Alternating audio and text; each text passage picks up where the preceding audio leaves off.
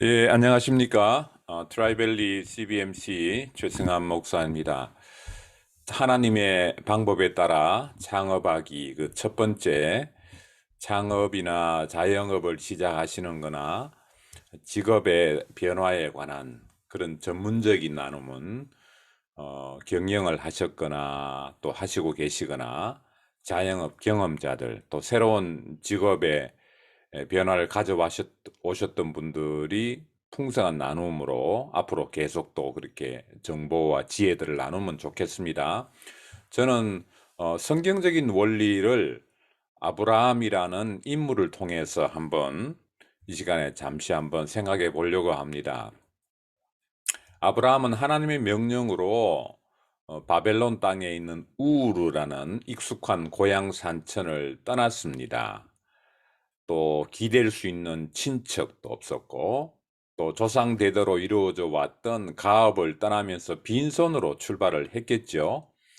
요게 이제 창세기 12장인데 13장에 가면은 어느새 수많은 가축과 식소를 거느려서 소유가 많아서 조카와 별거할 수밖에 없는 떨어질 수밖에 없는 상황이 되었습니다. 그런데 이때 아브라함은 조카에게 농경 시대의 절대적인 조건인 땅의 선택권을 양보를 하지요. 네가 좌하면 나는 우하고 네가 우하면 나는 좌하겠다. 그런 이제 선택권을 양보합니다. 그 결과 롯은 요단 동쪽 땅을 선택하지요. 그 이유는 물이 넉넉하기 때문에 농경 사회에 가축들을 먹이기도 좋고 해서 물이 넉넉한 곳 요단 동편 지역, 성경의 표현으로 하면 여호와의 동산 같고 애굽 땅과 같은 그 땅을 선택합니다. 한편 아브라함은 나머지 땅, 물대기가 만만치 않는 헤브론 산지를 선택합니다. 거기에 장막을 옮기고 거처를 옮기고 이제 거주하게 되는 그런 상황이 되죠. 한편 이제 풍요한 땅을 선택한 롯은 그 땅이 풍요하다 보니까 많은 인구가 있고 또 여러 부족 간의 갈등과 전쟁이 있게 되는데요. 동방의 네 왕과 또 거기 있던 가나안 다섯 왕들이 서로 이제 그 연맹이 무너지면서 동맹이 무너지면서 전쟁이 일어나게 됩니다. 그 전쟁 와중에 롯이 포로로 잡히죠.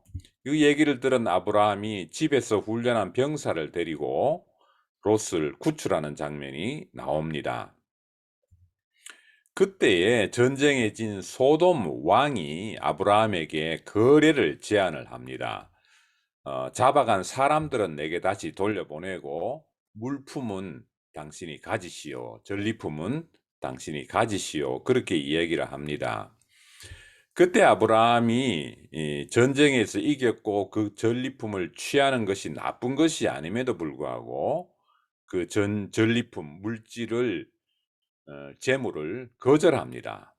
이때 이제 우리가 아브라함의 물질관, 아브라함의 재정 원리를 우리가 한번 짐작해 볼 수 있는데요. 왜 소돔 왕이 제안한 이런 물질을 아브라함이 거절했느냐? 그 이유는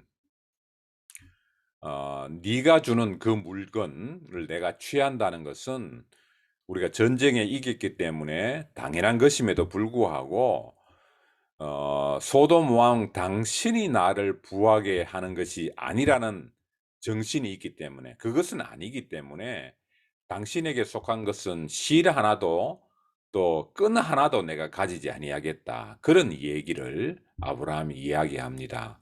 다시 말하면 돈을 따라가서 부자가 아니라 하나님이 부어서 된 부자다라는 정신이 아브라함에게는 있었던 것이죠.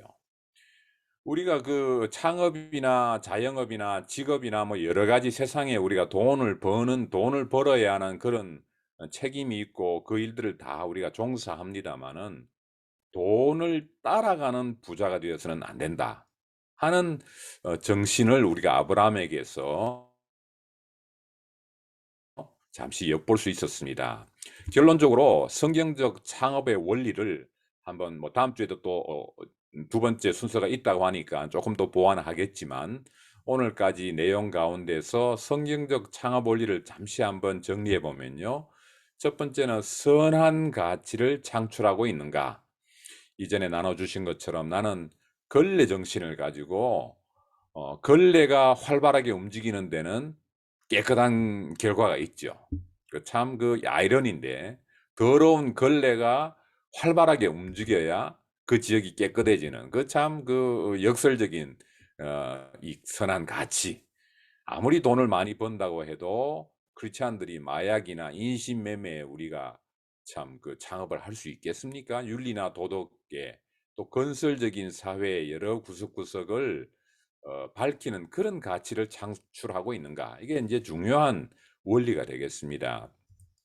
그다음에 이윤이 발생하는가? 돈에 대한 관심 자체를 우리가 나쁜 것으로 봐서는 안 되는 거죠. 반드시 이 이윤 발생에 대한 관심을 철저하게 해야 된다. 저는 그렇게 보여집니다. 왜냐하면 그게 중요한 포인트이기 때문에 그렇죠. 그럼에도 불구하고 돈은 수단이지 목적이 되어서는 안 된다. 이게 또 중요한 원리가 될 수 있고요. 또 하나는 돈은 사용할 때 그 가치가 빛나는 것이지 돈은 사랑의 대상이 아니다 하는 이 원리도 우리가 가져야 하겠습니다. 마지막으로 제가 좀 자주 강조하는 것이긴 한데요. 돈은 반드시 필요한 곳으로 흘러가게 해야 한다. 그래서 우리가 돈이 또 하나님의 복이 흘러가는 통로의 사명을 감당해야 된다. 그렇게 볼 수 있겠습니다. 교회를 시작하는 처치 플랜팅이라고 하는데요. 처치 플랜팅도 이전에 나눠주신 말씀처럼 정말 철저한 연구와 조사와 공부를 통해서 시작해야 되는 것. 그래서 처치 플랜팅 과목이 개설되어 있고 신학교마다 처치 플랜팅을 가르치고 공부하고 연구하고 그렇게 합니다. 또 이 세상에 창업이나 자영업이나 직업을 가지는 것, 또 직업의 변화를 가져오는 것도 마찬가지 원리라고 보여집니다. 그래서 이 참 원리와 적용에 있어서 적용은 이렇게 저렇게 상황과 조건에 따라서 달라질 수 있지만 원리는 철저하게 기본 원리, 근본 원리를 우리가 가지는 것이 중요하다. 그렇게 보여집니다. 기도하겠습니다. 하나님 아버지, 오늘도 우리가 직업 현장에서, 가정에서, 또 사회에서 사람들을 만나고 또 이윤을 창출하는 그 일에 종사하고 직업에 우리가 종사하게 됩니다. 하나님 중심의 성경적인 원리에 바로 또 참 입각해서 그 일들을 감당할 수 있도록 인도해 주시고 앞으로 창업을 생각하고 준비하는 분들이 계시다면 이 원리를 바로 세워서 참 후회함이 없는 가치 있는 그런 일에 종사할 수 있도록 인도해 주시기 원합니다. 전쟁이 있는 지역 하나님께서 평화를 허락해 주시고 슬픔이 있는 지역에 하나님께서 또 싸매음과 위로가 넘칠 수 있도록 인도해 주시고 우리 가운데 기도가 필요하신 분들, 사업을 놓고 기도하시는 분들, 또 마음에 참 영적인 갈급함과 외로움과 고단함과 인간관계의 어려움과 또 여러 가지 참 고난과 핍박과 참 눌림으로 인해서 힘들어하시는 분이 계십니까? 하나님께서 해결해 주시고 찾아가 주시고 위로해 주시고 권면해 주시고 용기를 주시고 인도해 주시기를 원합니다. 예수님의 이름으로 기도하옵나이다. 아멘.